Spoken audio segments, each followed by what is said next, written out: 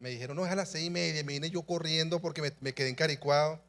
Y yo asustado, voy a llegar tarde. Y cuando llego, era a las 7. Pero siempre hay propósito. Siempre hay propósito. Dios, Dios es un Dios de propósito. ¿Sabes? Y ese es nuestro lema, sueños y propósitos. Y yo recuerdo que llegamos acá, que habían personas orando ahí, ovejas, líderes ahí orando. Pero vamos a aprovechar.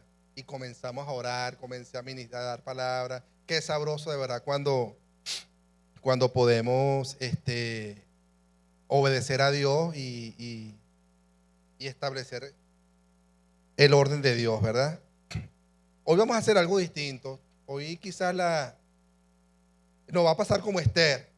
A lo mejor Esther le explicaba yo cuando comencé la administración del matutino, que Esther es un libro en la Biblia que lo han querido quitar del canon judío porque es un libro que no nombra directamente a Dios.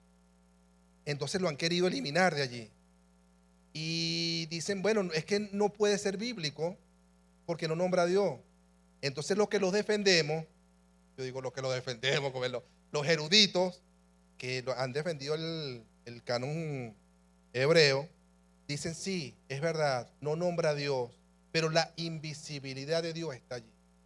Entonces hoy vamos a ver un tema que se llama puentes inconclusos. Es un tema que si lo aprovechamos nos puede servir para mucho. Pero aunque no veamos nombrado a Dios directamente, ahí está la invisibilidad de Dios, ¿ok? Vamos a hacerlo de esta manera. Pero sí quiero comenzar leyendo la Biblia en Esther 4 para seguir la misma estructura.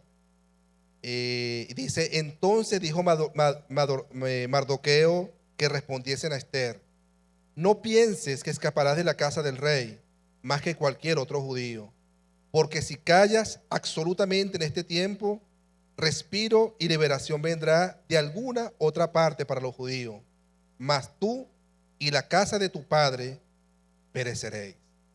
¿Y quién sabe? Esa pregunta me encanta muchísimo. ¿Y quién sabe, no? ¿Y quién sabe si para esta hora has llegado al rey?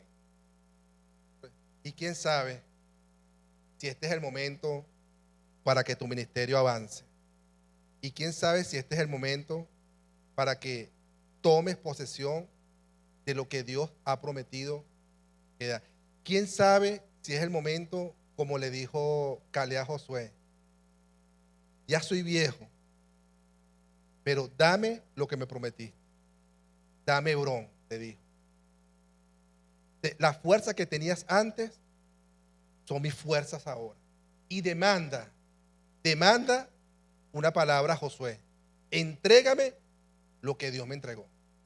Dame lo que es mío, no lo que es tuyo. Dame lo que es mío. Él reclamó y creyó. Entonces, vamos a hacer una oración y comenzamos. ¿Está bien? Señor, te damos las gracias. Gracias por este tiempo, gracias por esta hora. Gracias por este discipulado pastoral, de líderes, Señor, de ministerio. Porque yo creo, Dios, que aquí hay ministerios potentes, poderosos. Señor, veo a miles, veo a centenas, a decenas, a miles, Señor, a millones, rendidos a los pies de Cristo por la palabra de ellos, Señor.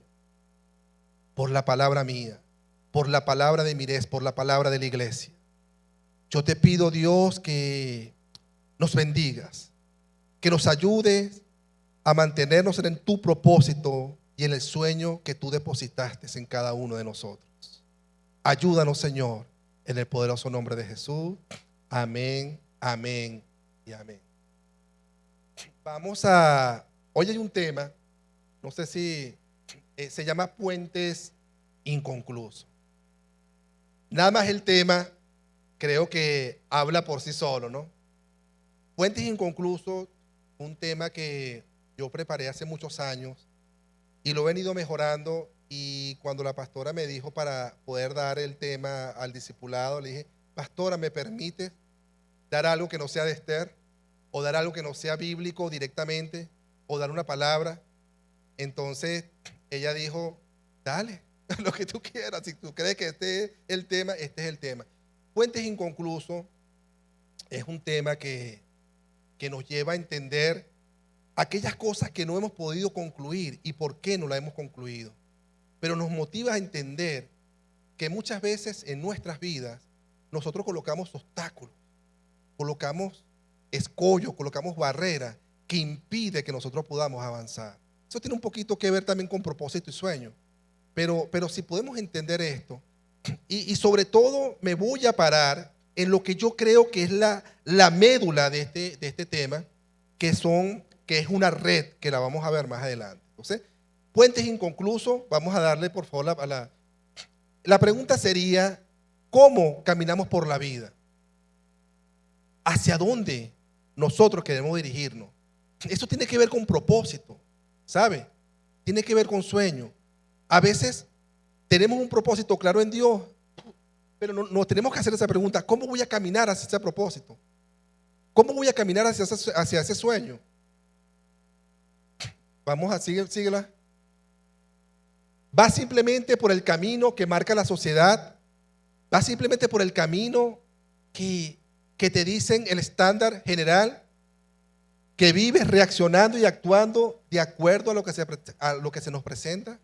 Es decir, vamos siendo solamente reactivos.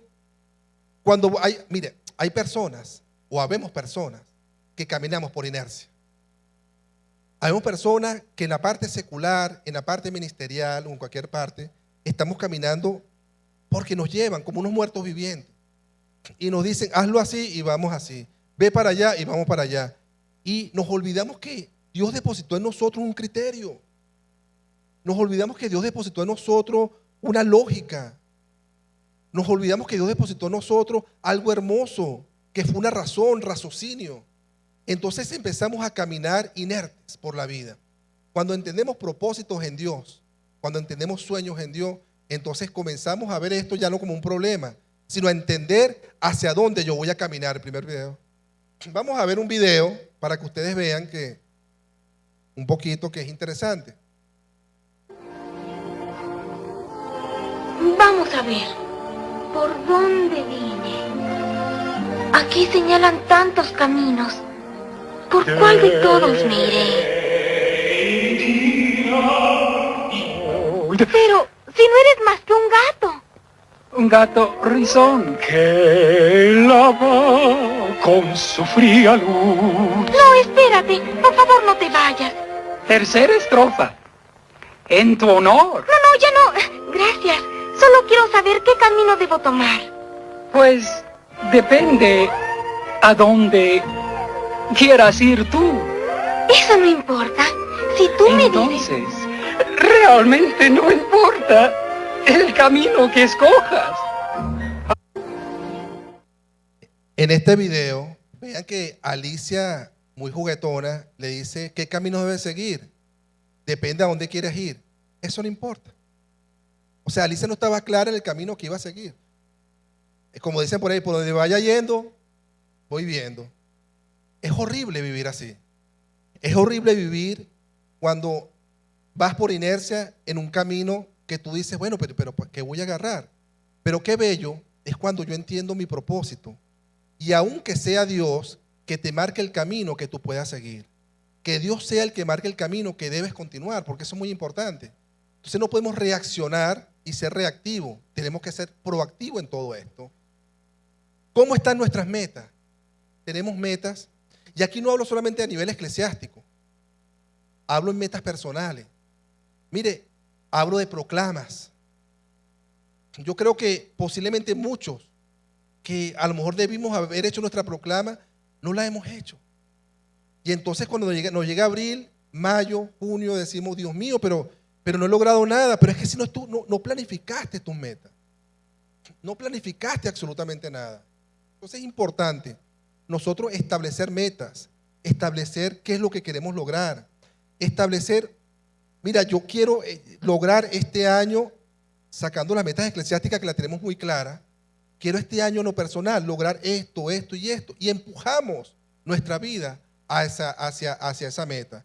¿Cómo está eso? Vale la pena revisarlo, ¿verdad? Vale la pena ver y se proclama. Vale la pena ver, tengo metas. Vale la pena ver, tengo los recursos para poder lograr esa meta. O sea, hay muchas cosas que nosotros podemos analizar. Tengo muy poco tiempo.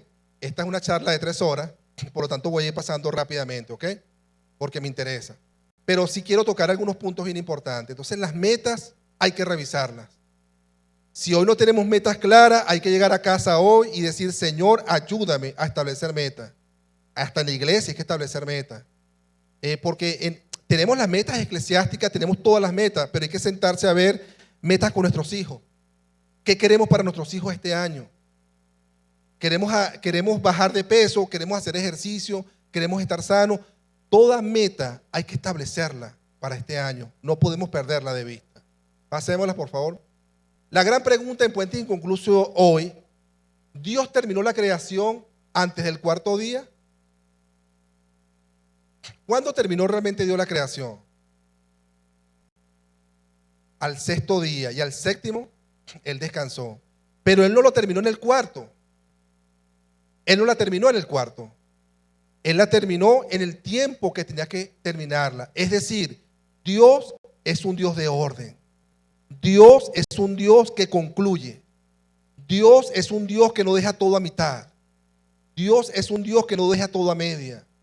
Dios es un Dios que cuando establece algo, Él lo va a cumplir. Por eso es, déjame, como estamos aquí en Miré, y estamos en tiempo de Señor de propósito, por eso es que Mardoqueo le dice a Esther, Esther, si tú no hablas, Esther, si tú no dices nada, la providencia de Dios vendrá de cualquier otra parte.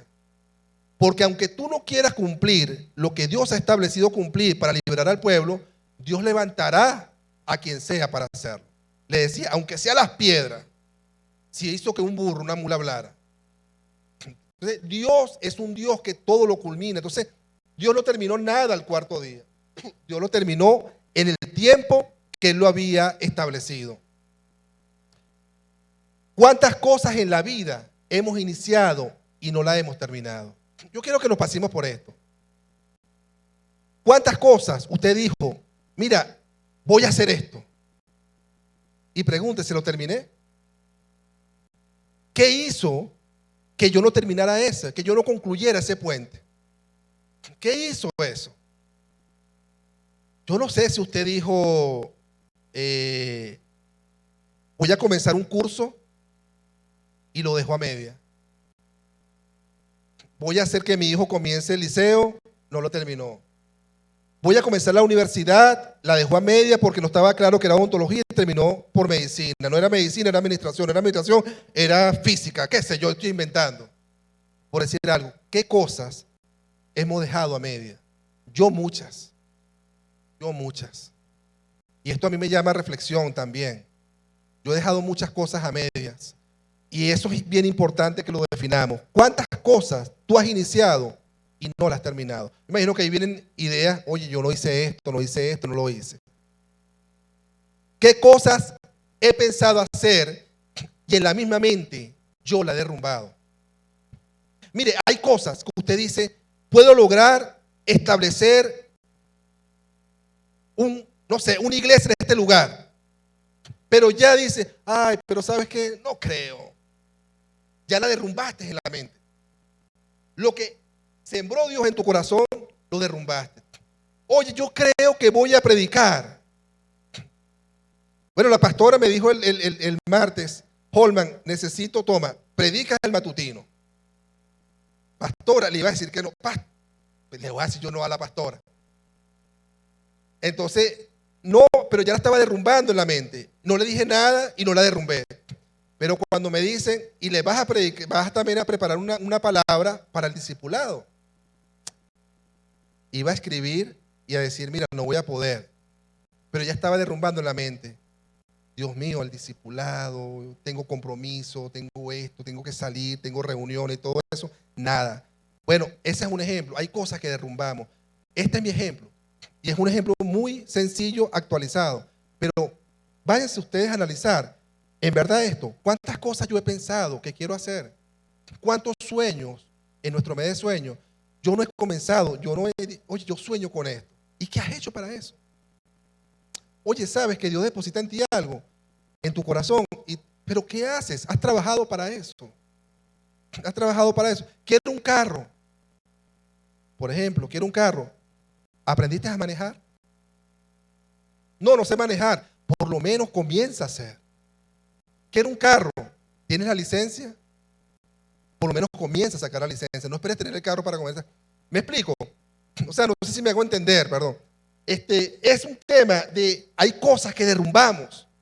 Eso es psicología básica, pero hay cosas que derrumbamos en la mente inmediatamente antes de que podamos emprenderla. Entonces aquí hay un semáforo. Este semáforo te dice que el rojo es stop y te dice, estoy realizando cosas pero son inadecuadas e inefectivas, porque ese es otro problema, que hay cosas que usted está haciendo y que yo estoy haciendo que no son adecuadas y no son efectivas. Seguro, posiblemente usted, no sé, se me ocurre con el niño escolar. El niño por nada del mundo le entra una materia en la mente. Y usted se empeña en un profesor, pero resulta ser que eso es inadecuado e inefectivo en ese momento. Pero usted dice, pero si yo le coloco un video que tenga que ver con eso, ¿me explico? Es eso. Hacemos cosas, eso es un ejemplo, hacemos cosas inadecuadas e inefectivas. Eso nos bloquea. Eso es una luz roja. Eso es un stop para nuestras vidas. Pero también hay cosas que sería el amarillo, que son adecuadas y efectivas, que yo no conocía, pero que puedo implementar. Hay cosas que yo sé que yo puedo implementar en mi vida, que sé que me van a bendecir. Por ejemplo, si lo llevamos al tema espiritual, la oración. Sabemos que la oración es clave. Sabemos que la oración nos fortalece. Sabemos que la oración nos llena. Sabemos que la oración es nuestra vía de comunicación, del hablar con Dios. Es la forma como yo me comunico con Dios. Y muchas veces hacemos cosas sin oración. Entonces tiene que ver eso. Yo conozco cosas que puedo implementar. Hay cosas que no conocía, porque hay cosas que yo puedo decir, bueno, pero ¿será que yo puedo utilizar la oración para esto? Sí, para todo. Entonces es un ejemplo de implementación. ¿Qué cosas usted sabe o que usted debe descubrir en su vida para poder avanzar? Vamos con la luz verde y tiene que ver ahora qué cosas son adecuadas y efectivas que realizo y quiero continuar realizando. Entonces son tres colores. Cuando lo que no debo hacer y que estoy haciendo, lo que no conocía y quiero hacer, y ahora lo que estoy haciendo y debo continuar haciendo. Porque hay cosas que usted está haciendo y están bien, que no están mal. Entonces esas cosas sí tiene que continuar haciéndolas. Ahora, si usted la quiere mejorar, está bien, pero debe continuar haciéndola. ¿Me explico? Entonces es eso. Pasemos. Okay. Y aquí esto es importante, que es donde yo, y es lo medular, y me quiero detener en este momento. Imagínense, esta es una gran red. Hay un nivel que yo llamo el nivel individuo. Esta es una gran red, ¿ok?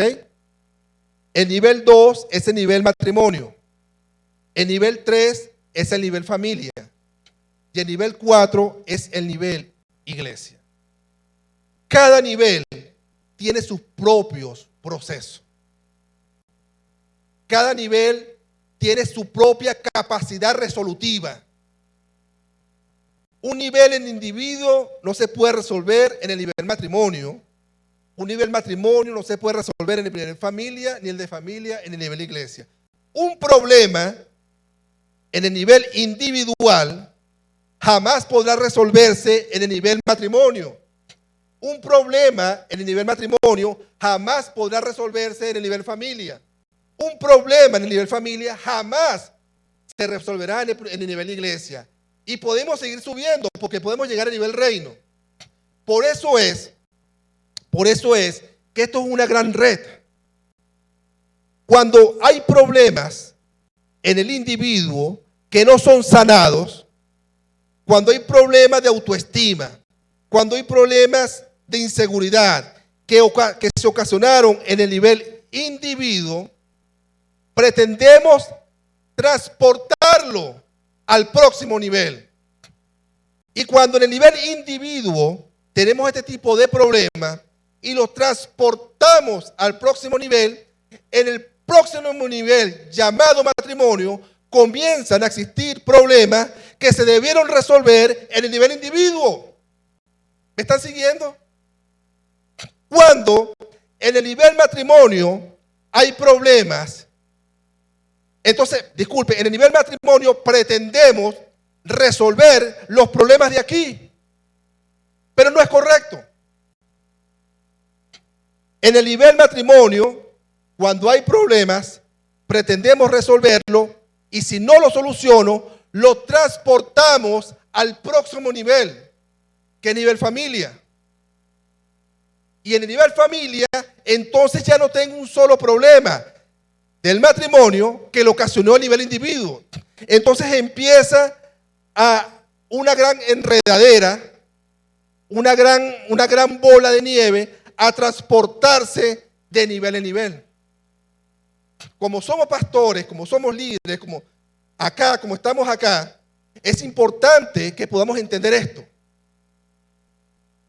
Es importante, esta es la médula.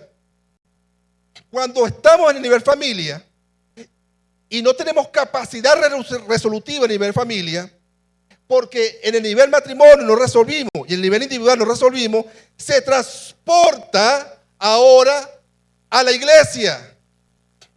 Por eso es que cuando en la iglesia nosotros entendemos, cuando pastoreamos, cuando vemos a personas, porque trabajamos con personas, decimos, pero ¿por qué le ocurre esto? Quiero que apartemos un poquito del nivel espiritual, ¿ok? Lo espiritual es clave. Pero por favor, me quiero hacer entender. Vamos a ver un poquito más de tú a tú. Vamos a ver esto sentaditos tú y yo acá, por ejemplo, hablando como amigos, contándome tú mis problemas y yo contándote tus problemas. Entonces, pásame la otra lámina, por favor. Entonces, cuando yo no soy capaz de resolver en el nivel individuo mis problemas, hay una filtración. Porque como transporto hacia el matrimonio, empieza a romperse toda. Vean que ya no está la gran malla, la gran tela de araña, no está allí. Entonces, quiero resolver acá lo que no puedo acá. Hay filtración, se filtra.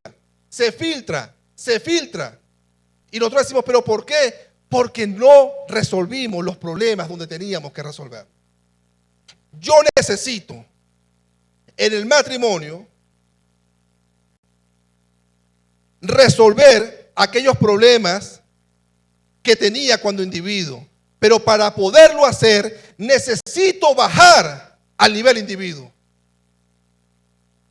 ¿Sabes? ¿Sí? Necesito bajar a ese nivel. Porque no puedo pretender con mi esposa o con mi esposo resolver un problema que es mío. No te puedo trasladar un problema a ti, esposo, a ti, esposa, porque es mío. Y entonces necesito venir acá y decir, ¿cuál es mi problema acá? Créame que ahora yo entiendo esto perfecto. Lo entiendo perfecto. Y aquí Dios opera, créeme. Si tú logras entender en tu matrimonio que tienes que bajar acá, y hoy Dios te está diciendo, sí, hay cosas que me están afectando aquí, pero que están acá, y yo las he filtrado, yo necesito pedirle al Espíritu Santo que me revele cuáles son estas cosas que están acá, para sanarla, para cerrar la filtración y poder avanzar en el próximo nivel. Lo necesitamos. En la familia, por eso es que hay matrimonio con grandes problemas. Ruptura. o los dos o uno de ellos. Si no han sanado este nivel, aquí hay problema. Pero es que lo hay. Pero es que no me cabe la menor duda. Lo hay.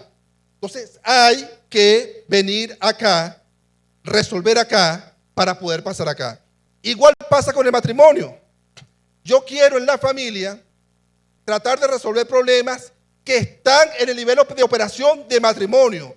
Y yo necesito muchas veces no involucrar a hijo, a hija, a mamá ni a papá en relaciones de matrimonio que solo lo puedo resolver yo junto con mi esposa o mi esposa junto con el esposo. Entonces hay que bajar a este nivel. Y aquí cuando empezamos a analizar y a sentarnos, le podemos pedir, nosotros tenemos una ventaja. Y la ventaja que tenemos es que tenemos al Espíritu Santo. Y el Espíritu Santo a nosotros, si no yo no lo hacía allá, ¿viste? Aquí es diferente. Y el Espíritu Santo nos revela a nosotros todas las cosas. Si nosotros somos entendidos quizás en este esquema, o podemos ser entendidos, yo creo que le podemos decir al Señor, Señor, ¿por qué está ocurriendo eso? En las iglesias. Mire, en las iglesias, ¿cuántos problemas no tenemos en las iglesias? Que con solamente entender quizás este gráfico, podemos decir, oye, ¿será que tú tienes que bajar al nivel individuo? Y ahí es cuando podemos quizás referir a alguien, a un psicólogo, a un consejero pastoral, a un consejero de matrimonio. Podemos, ¿sabe? Es importante entenderlo. Porque cuando nos apropiamos de esto, sabemos que pueden venir cosas a nuestra mente y decir, oye, es verdad. Yo creo que hay cosas que yo tengo que resolver en el nivel que hay que resolver. Quiero seguir ahondando en esto, pero ustedes saben cómo es el tiempo inclemente. Vamos a pasarla, por favor. Entonces, tenemos este puente. Este puente, seguro que en un momento tuvo un proyecto. Este puente en un momento tuvo el diseño perfecto para poder ser culminado. Quizás tenía los recursos para ser culminado. Ahí hablo de recursos financieros, recursos humanos, materiales, todos los recursos. Pero no lo concluyeron. Nuestras vidas a veces están así. No hemos concluido cosas. No hemos terminado cosas. Y nos afectan todo ello. ¿Por qué? Vamos a nombrar algunas razones de ellas. Cuando emprendo algo que no tiene sentido. Cuando invierto en un negocio con alguien que no tengo que invertirlo. Por ejemplo, cuando me asocio a alguien con quien no me tenga que asociar. Cuando le doy la espalda a alguien que no le debo dar la espalda. ¿Sabe? Algo sin sentido. Yo no sé cuál será ese algo sin sentido de ustedes. Cuando decido... Mire, yo cuando llegué a Orlando, yo llegué a comprar los 4 pases anuales de todos los parques. ¿Para qué? Gasté mucho dinero. Y emprendí algo sin sentido. No, para diversión, mentira. Y no iba a ninguno. Compré los pases de Disney, compré los pases de Universal, compré los pases de SeaWorld, compré los pases de... Hay otro que se me... Compré el de Busch Garden, compré varios pases. Pagaba mensualmente. Ese dinero hoy lo necesito. Emprendí algo sin sentido. Entonces, como ese, muchas cosas. En su vida pueden haber muchas cosas de envergadura. Yo no lo sé. El Señor sí lo sabe. ¿Ok? Pásalo, por favor. Por el egocentrismo. Cuando dices yo. Cuando alguien te quiere ayudar, no lo hagas. Mira, puedes... No, ¿qué te pasa? Ese solamente soy yo. Y me vuelvo egocéntrico. No permito que nadie entre a mi vida. Me vuelvo odioso. Me vuelvo ¿qué me importa? ¿Sabes? O sea, el egocentrismo hace que tú no concluyas puentes. Tú le tienes que dar cabida a todo aquel que quiera aportar en tu puente. Llámese mamá, llámese papá. Y saber hasta dónde, ¿ok? Pero tienes que permitirlo. Porque no podemos vivir aislados de la vida. Para eso hay un pastor que te puede aconsejar. Para eso ustedes están dados para aconsejar. El egocentrismo nos afecta. Falta de apoyo, pásala porque eso es desinformación. A veces no concluimos puentes, muchas veces, porque no tenemos la información correcta, los lineamientos correctos. Resulta ser que yo quería emprender algo y sabía que era fácil emprenderlo, que estaban los recursos y nunca lo hice. Y a lo mejor quería mandar a mi hijo a la universidad, a estudiar en la universidad, y posiblemente decía, oye, es que no tengo los recursos para que mi hijo concluya ese puente, por ejemplo, o continúe. Pero a lo mejor, por no tener la información correcta, no obvió aquel hecho que decía, oye, están dando una beca en tal lugar. Por ejemplo, esto es un ejemplo muy, yo sé que aquí en Venezuela es muy complicado, ¿no? Pero en Estados Unidos es probable. Pero hay una beca en tal lugar que si tú accedes a esa beca, posiblemente lo puedas lograr. Entonces, ese es un ejemplo de desinformación. Usted allí verá cuál es para usted y si aplica o no aplica esto. La indisciplina, la desobediencia. Esto es terrible, hermano. Cuando somos desobedientes y no disciplinados. Mire, Dios es un Dios de orden, ¿sabe? El pastor Eleazar siempre decía, bueno, todavía me acuerdo esa palabra de él, cuando él decía, donde hay desorden, hay una entidad espiritual.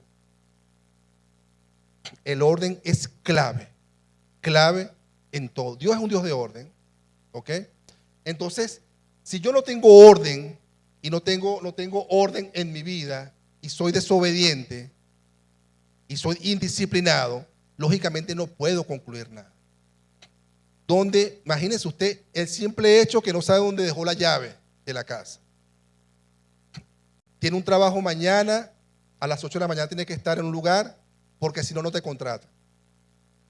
El desorden, la indisciplina, te llevó a que llegaste a las 12 de la noche, no te acostaste temprano y no te despertaste en tiempo.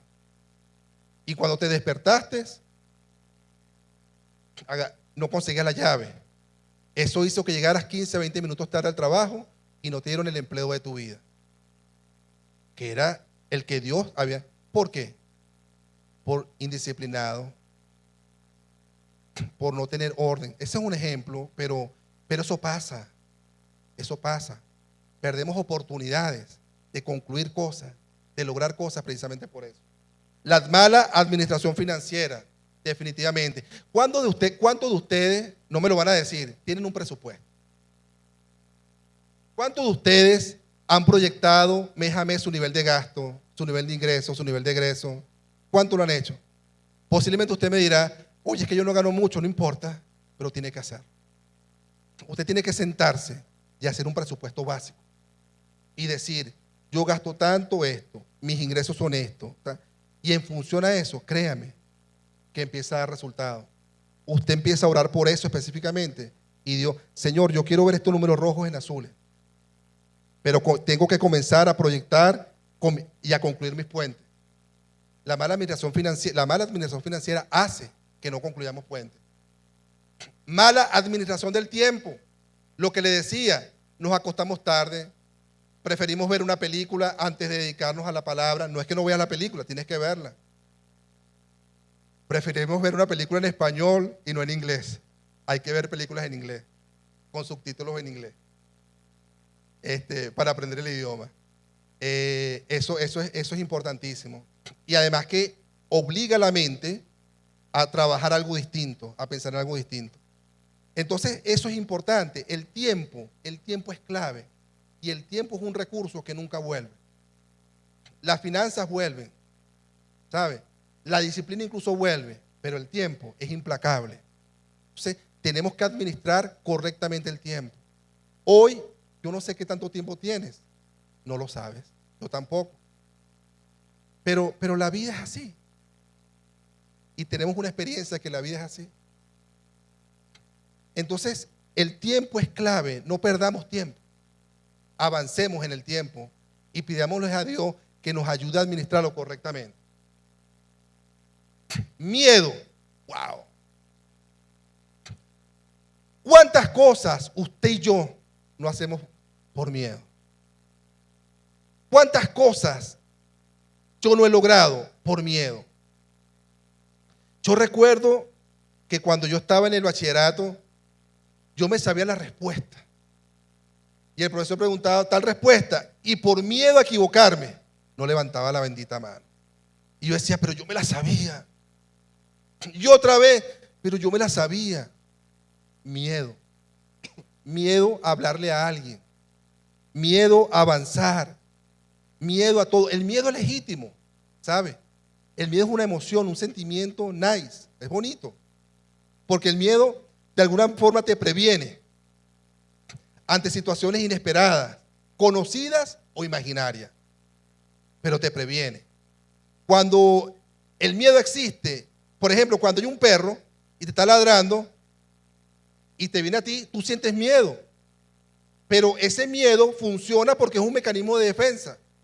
Tú te alertas. Pero si ese miedo impide que porque el perro nada más está ladrando y tú no puedes pasar, entonces ya ese miedo es peligroso. Porque el problema no es el miedo, el problema es el pánico. El miedo es legítimo, el pánico hay que tener cuidado. Porque cuando el pánico viene a nuestras vidas, te paraliza por completo y evita que avances. Yo he tenido pánico, les digo. Yo he sentido pánico. Y es horrible cuando quieres lograr algo y el pánico impide que lo logres. Es increíble cuando quieres abrazar algo que sabe que Dios te lo dio y el pánico te dice, no puede. Pero cuando tú ese pánico se lo dices al Señor, dices, Señor, ayúdame. Y entonces el Señor te ayuda a bajarlo al nivel miedo. Y entonces ahí sí, es una emoción legítima, pero yo puedo avanzar. Vamos a pasar ese video, por favor. Y ahora puede ponerse eso en la pierna y ponerse la máscara, pero eso no lo convierte en lo que era usted antes. Si ese hombre es todo lo que dices, la ciudad necesita a Batman. La ciudad necesita a Bruce Wayne. Sus recursos, lo que sabe. No necesita su cuerpo o su vida. Ese momento pasó. ¿Tienes miedo de que si vuelvo a salir, quizá falle? No. Tengo miedo de que quiera fallar.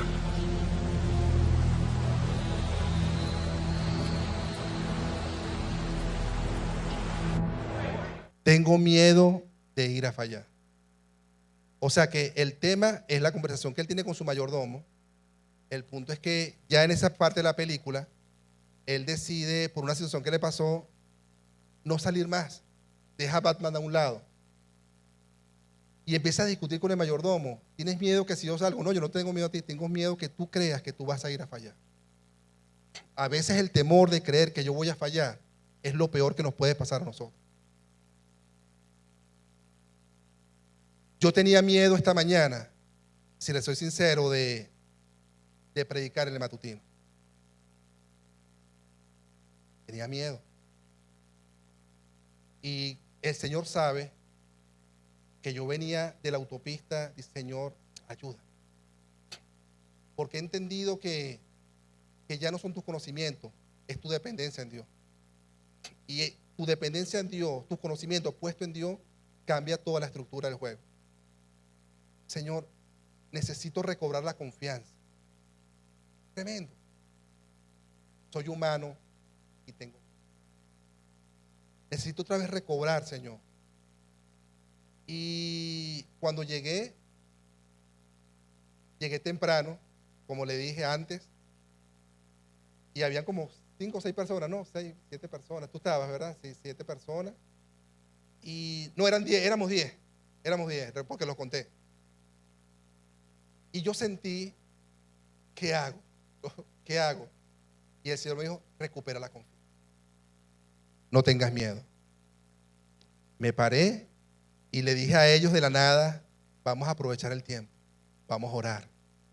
No oré nada, terminé dando 2 predicaciones. Terminé dando 2 predicaciones en el interín que empezaba el matutino, pero tenía miedo. El Señor usó ese mecanismo para evitar que yo entrara en pánico. Cuando me paré al matutino, me paré con mucha más confianza. Pero ya era porque, con miedo, pero con confianza, porque sabía que Dios me estaba respaldando. Entonces el miedo es legítimo, que lo sintamos, pero no evitemos que se convierta en pánico y no evitemos que evite que concluyamos puentes. ¿Ok? Control emocional, oh Dios mío. Las emociones son necesarias y son parte de todos nosotros, pero pueden afectar nuestra conducta. Miedo, no lograr, escasez, todo eso, temor, ¿sabe? Ira, y esa la vamos a ver ahorita. Pásala. Organización. No podemos hacer muchas cosas al mismo tiempo, ni tenemos un tiempo ilimitado. Necesitamos organizar. O sea, a veces queremos, quiero hacer esto. No, vale. Tienes que focalizar. Mire, yo hablaba en mis proyectos allá en Orlando, yo hablé con un dueño de una compañía de pólizas de viajeros en Miami, que fue asesor, yo fui asesor de él cuando trabajaba aquí en la universidad, ¿no? Y yo recuerdo que nos reunimos hace como 6 meses y le dije, Jorge, quiero hacer esto. Fíjense, yo que había dado cuenta incluso hace tiempo, y esto. Dice, chamo, espérate. Así me agarro, chamo, espérate. Organiza. ¿Tú eres fuerte en dónde, Jorge? En finanzas. Enfócate en donde tú eres fuerte. Y luego las otras cosas que te van a ayudar a conquistar tus cosas, que son pasatiempos, lo que tú quieras, van a venir, pero después que tú logres esto. Entonces, una persona no conversa me dijo eso. Y yo, chévere, yo decía, amén, amén. No le dije amén a él, porque si no me dice que estoy loco. Pero bueno, él sabe que yo soy cristiano, por supuesto, pero entonces no tenemos un tiempo ilimitado, nuestro tiempo es limitado, no podemos perder tiempo, se lo decía. Pásala, por favor. Disciplina es el cumplimiento de reglas y normas para lograr un resultado. Necesitamos ser disciplinados, eso lo hablamos cuando hablamos en disciplina, ¿ok? Vamos a pasarla, por favor. Aunque tenga la sensación de que el puente se derriba, debes continuar. Aunque, mire, a veces, muchas veces, nuestros puentes, que creímos que lo habíamos diseñado con todos los elementos necesarios para poder construirlo, que sabíamos que Dios estaba allí y que a veces tenemos la sensación de que no lo puedo lograr. Y ahí tenemos que continuar. Allí tenemos que avanzar. En ese momento tenemos que decirle al Señor, Señor, ayúdame de verdad a que cada puente pueda ser construido. ¿Sabes qué es terrible? Que hay puentes que lo diseño correctamente, lo termino en el tiempo correcto, cumple su propósito, pero por un terrible, vamos a llamarlo así, por favor entiéndame, error del destino, se derrumbó. Tú decías, Señor, pero es que yo no me preparé para eso. Llámate un matrimonio, llámate un hijo, llámese un matrimonio, llámese un hijo, llámese una familia, llámese una amistad, lo que sea. Yo comencé a construirlo y se suponía que iba a llegar hasta el final, pero algo pasó y destruyó lo que yo creía que estaba perfectamente diseñado. Se destruyó.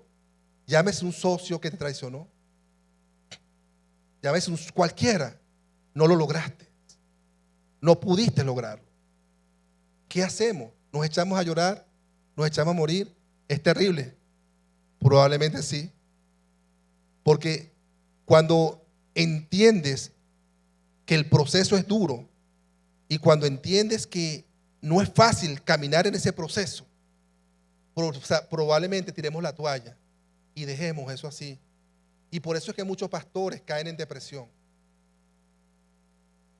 Por eso es que usted ve a pastores suicidándose. Líderes, ministros del evangelio, hombres de Dios, pero ¿cómo logró eso? yo hoy no lo critico.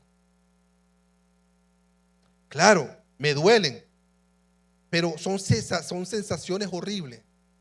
Porque son personas que dijeron, pero si yo no tuve miedo, pero si yo fui disciplinado, pero si yo administré el tiempo correctamente, pero si yo concluí ese puente, ¿qué pasó? ¿Por qué pasó eso? Mire, hay cosas que Dios hace o Dios permite y no tiene sentido. Y que no es culpa de Dios, ¿ok? A veces hay cosas que pasan que es responsabilidad de cada nivel del que vimos. Y que por no tener claridad pasa eso. Pero créame, eso lo digo siempre y me van a escuchar siempre en cada prédica decirlo. Dios se vale de lo que sea para cumplir su voluntad y su propósito en ti y en mí. De lo que sea.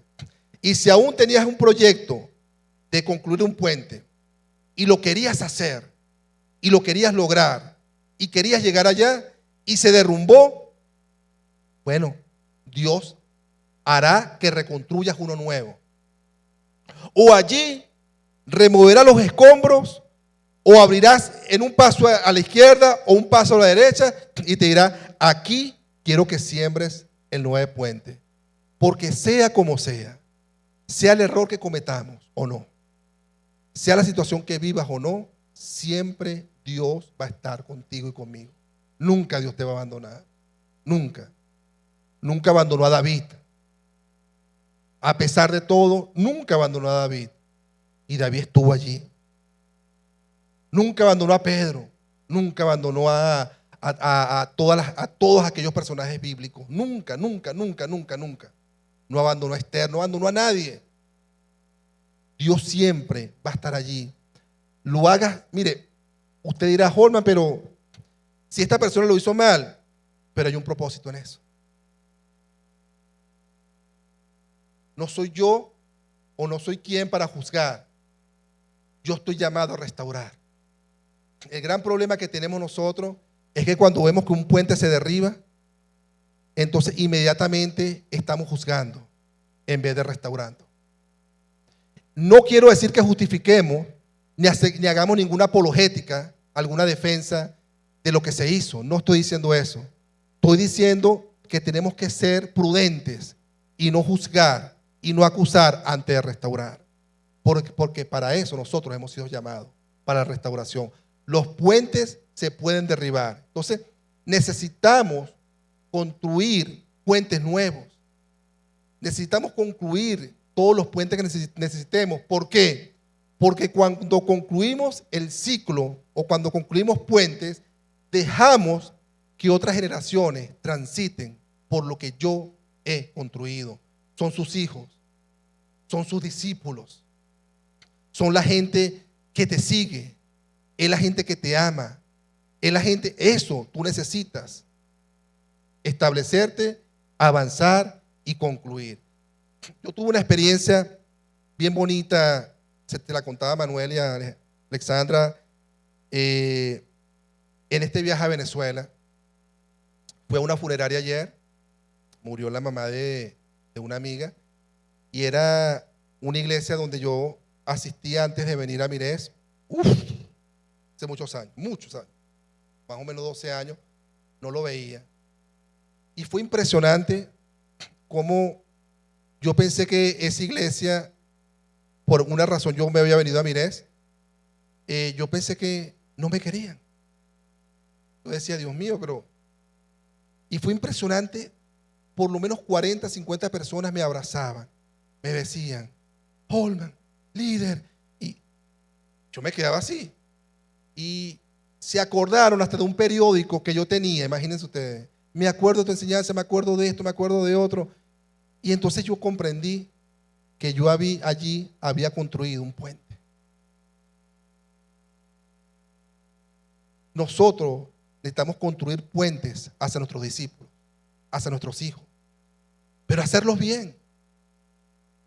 Necesitamos entender que tenemos que buscar los recursos, los medios, dejar todas las cositas que hablamos aquí rápidamente y poder decirle, Señor, aquí estoy, ahora quiero construir. ¿Sabes cómo se llama eso? Propósito. Llamado. Dios te dio a ti un llamado. Bueno, imagínate que ese llamado, imagínate que ese propósito, tú vas a tender un puente para cumplir ese llamado, ese propósito. Claro que va a costar. Claro que va a costar. Y van a llorar. Y voy a llorar. Yo tengo miedo, créame. Yo tengo miedo porque siento un peso de responsabilidad en mis hombros ahorita. Ministerial como no tienen idea. Y tengo miedo de tender un nuevo puente. Pero debo hacerlo. Esto no es casualidad tampoco. Porque yo creo que aquí el Señor me está hablando a mí directamente. Pero es así. Es así. Necesitamos tender nuevos puentes, necesitamos avanzar y necesitamos seguir. Vamos a pasar un momentico. Hay momentos en que para concluir tus puentes debes cambiar de salto. Hay momentos donde debes cambiar la estrategia. ¿Qué estoy haciendo mal? ¿O qué estoy haciendo bien? Yo creo que esto lo puedo hacer, ¿verdad? ¿Qué estoy haciendo yo bien ahorita? ¿Qué estoy haciendo bien yo ahora? Pero que necesito hacer un cambio. Que necesito hacer otra maniobra. ¿Qué debo hacer? ¿Sabe? ¿Será que la forma como le hablo a mi esposo, o le hablo a mi esposa, o le hablo a mis hijos, es la correcta? Ayer un pastor me decía, yo le decía, ¿cómo está Omni? Que de entre esas conversaciones, oye, me decía, debí cambiar mi estrategia con él, porque sentí que el ministerio me estaba robando a mi hijo. Y le pedí perdón y le dije, papi, sé que mis estudios en el teológico, la universidad, todo, me robó el tiempo contigo. Perdóname. Le pidió perdón, cambió la estrategia y el niño volvió a la iglesia. ¿Cuál estrategia tú tienes que cambiar o yo tengo que cambiar? ¿Cuál es el salto que yo debo cambiar? Saltaba así, ¿cómo debo saltar ahora? Pero es que si yo puedo pasar por acá, pero es que ya va, es que la puerta es muy angosta. Si intentas pasar, no vas a poder, porque la puerta es muy angosta. Pero si haces así, aunque estés barrigón, haces esto y puedes pasar. ¿Sí? ¿Logro explicarme? Necesitamos cambiar el salto. Sí, lo tienes que cambiar.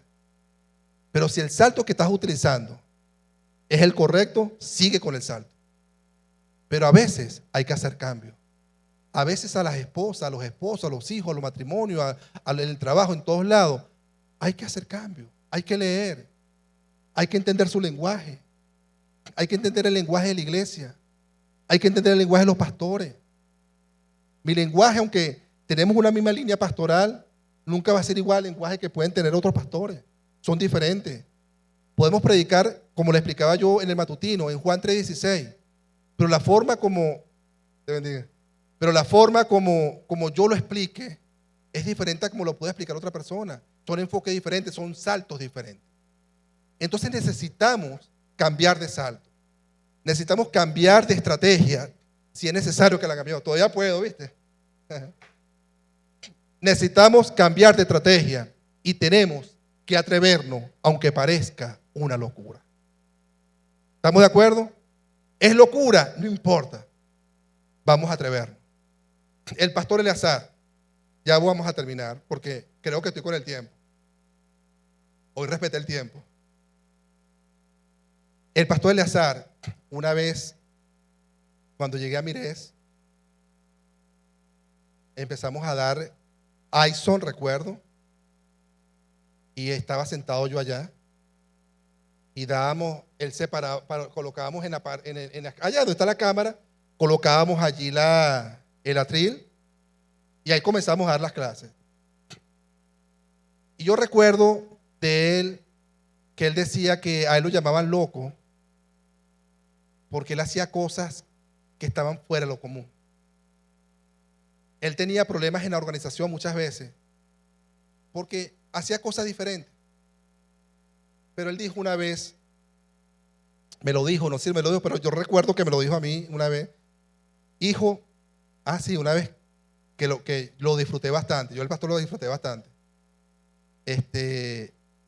Sobre todo cuando iba para allá y tenía esos tiempos, ¿sabes? Disculpe que a veces me pongo nostálgico. Yo creo que todos nos ponemos nostálgicos, pero yo no venía para acá desde hace 2 años. Pero recuerdo que él me dijo, si a mí Dios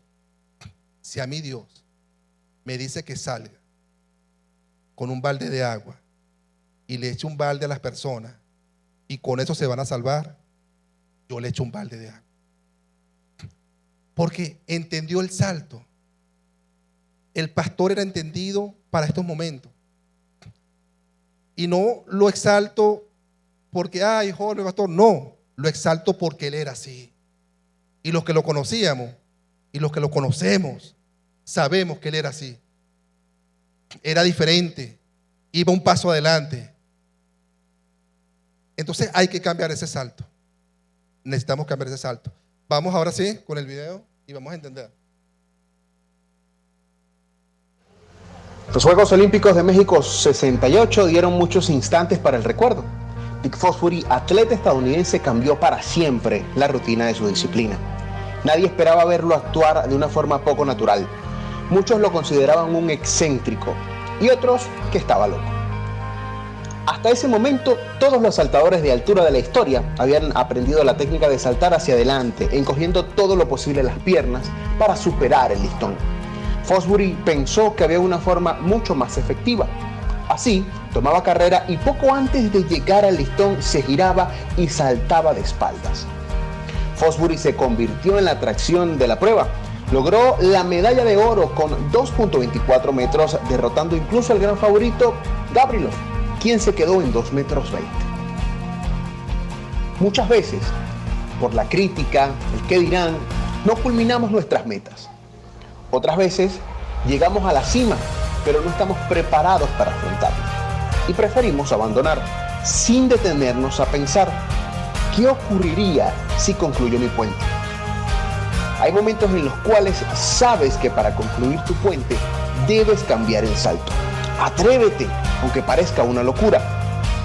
Aunque tengas la sensación que el puente se derriba, continúa. Concluye el ciclo para que otras generaciones transiten por el puente que construiste.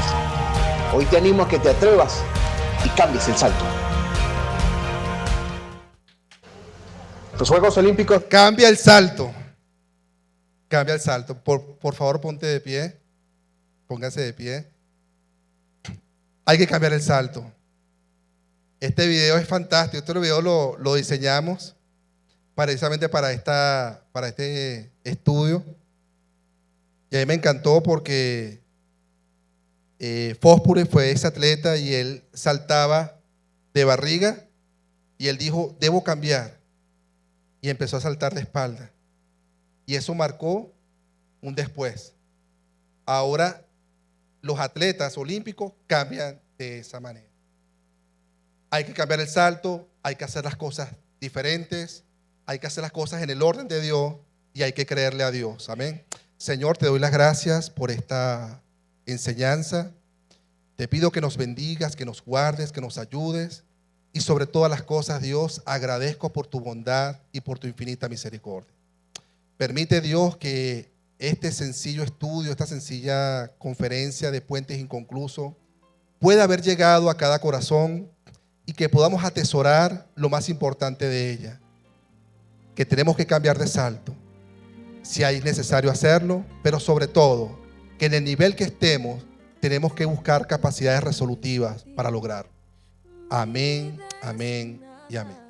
Dios les bendiga. Amén.